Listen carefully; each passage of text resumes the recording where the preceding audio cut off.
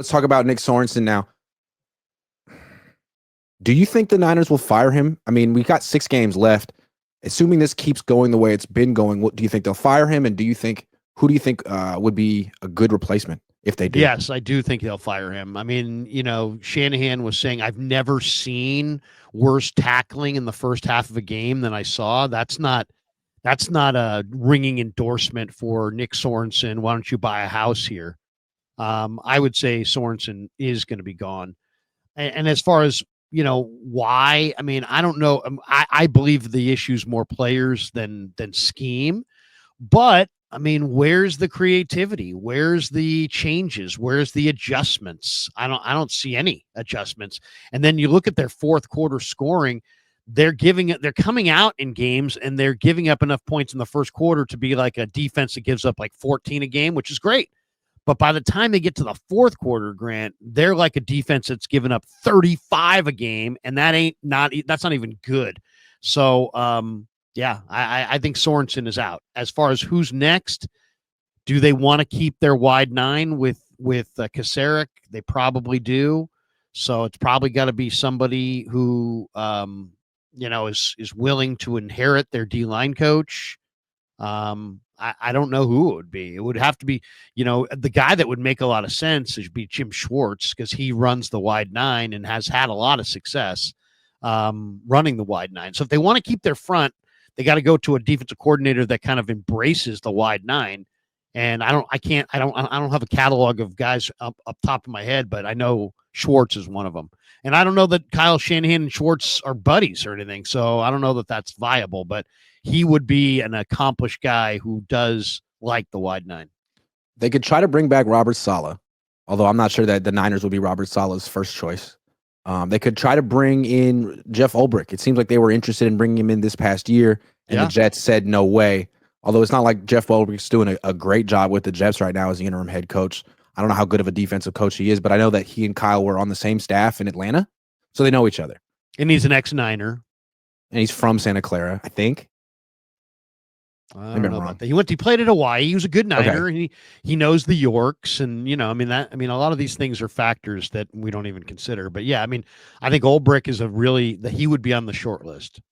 The reason I'm like leaning towards blaming Sorensen and Staley for this tackling issue and this effort issue on defense is like last year with Steve Wilks, they ranked 3rd in points allowed, and people still pointed at Wilks as like, yeah, but the effort's an issue.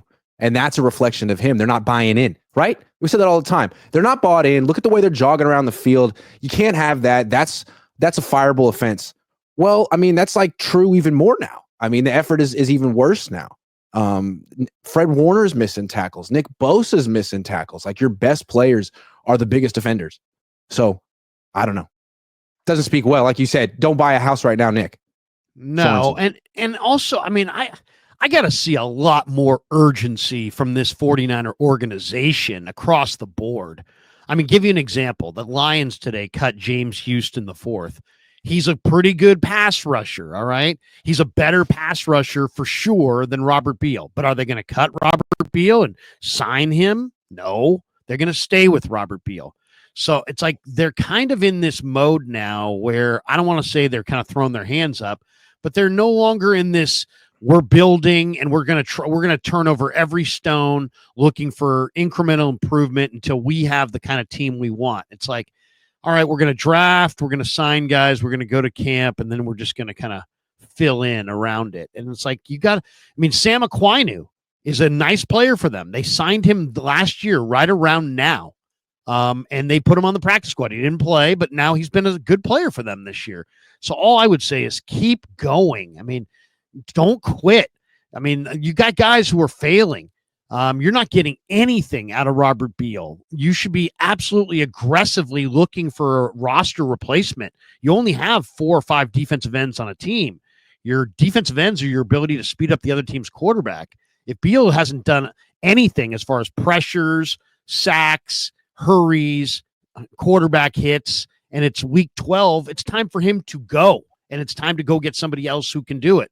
So I kind of wonder if they've kind of given up because they didn't do shit at the trade deadline. I mean, didn't do a damn thing. They Man. badly needed defensive end help. They didn't do it. They're sitting with Beal now. He's not producing. And they act like, he hasn't produced in any of the games up to now, but he's sure as hell going to produce going forward. No, he's not. So it's like I kind of get this feeling that on some levels they've quit. And that's such a great point, because it's like all year we've been like, when's Kyle gonna adjust? When's he gonna show some creativity? When's he gonna break out some new stuff in the red zone? When is he gonna get two running backs on the field together? Like, none of that has happened.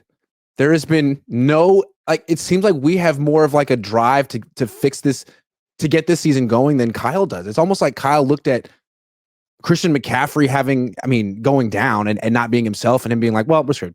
I'll give him the ball, but it's not going to work. And I have no more. We're screwed. Sorry. There's no point. That's kind of been his attitude the whole season. Maybe I'm wrong. Maybe he's got a lot more confidence than I've detected, but it doesn't feel like he has much confidence in him, in this team. If I was JP Mason, I'd storm into Kyle's office and be like, what in the fuck is going on here? I just ran for 15 yards and the next 4 plays were pass plays. And the next time I touched it is in garbage time in the fourth quarter. What am I even doing here? If you don't want to use me, cut me. Guess what? I got friends around the league. I know the other talent in the league. I know that I can be something significant elsewhere. Either play me or trade me. He's a young guy. He's respectful. He ain't going to do that, but he should. I agree. Zach Rivero says, could Epic Sunday Night Football snow shootout game reignite Niners? They're going to be ignited, all right. They're going to be lit up like a cheap cigar. I mean, that they're going to be smoked like a Macanudo in my golf bag, at Tilden on the back nine. I mean, they are going to get destroyed in this game. They're going up against a Bills team that's won 6 straight, that has scored 30 plus, I think, in like 5 straight, and they're giving up like 15 a game. The 49ers are going to get beat like 38-3 in this game. This is going to be an absolute bloodbath. Larry's on fire today. Kevin Inferno's become a new member. Thank you very much. Cayman999 says, hey, gents, thanks for a great show. Why won't one of you ask Kyle about not using Mason in a way he can't dodge? Reference Ryan. Media room too nice and tippy. Well, I will be asking this question. Okay, I will be asking, and I have asked this question, and you know that, and I have asked this question. I said, why are we not seeing? I asked him last week, are we going to see CMC and Mason? Are we going to see CMC and Garendo? And I got the kind of, hey, you mean 2 running backs at once? And I'm like, yeah. And he's like, oh yeah, well, we've done that before. We'll do it again because your receivers are not worth putting on the field outside of Jennings. So do it again. You've got 3 pretty good running backs, and your one, Garendo's a game breaker. I mean, I'd line up Garendo as a wide receiver and run him on go patterns as many times as I possibly could until he was just totally out of gas, because at least he's contributing. He's creating space. He's running off the coverage. Ezio Sanchez says, no one talks about the loss of Adam Peters enough. It does seem like the Niners were much more stable as an overall organization when he was part of it, but it's still early.